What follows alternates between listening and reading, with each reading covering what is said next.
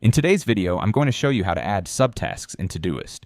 This is one of the best ways to take a big, intimidating task and break it down into smaller, manageable steps. Instead of staring at one giant to-do that feels impossible to start, you split it into bite-sized pieces you can actually check off one by one. Let's jump right in. I'm here on my Today view, and I'll start by clicking on a task to open up its full detail view. This is the task I want to break down into smaller steps. Now look just below the task title. You'll see an option that says Add Subtask. I'll click on that, and a fresh field opens up where I can type my first smaller step. Let's say my main task is planning an event, so my first subtask might be book the venue. I'll type that in and press enter to save it. And here's the great part. After I add one, I can keep right on going and add another and another. Each subtask tucks neatly underneath the main task, creating a clean little checklist nested inside it. So I might add invite the guests, then arrange the catering, building out every step I need.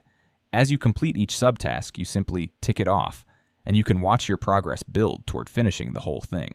It feels fantastic to see those smaller pieces get done, and before you know it, that big task is complete.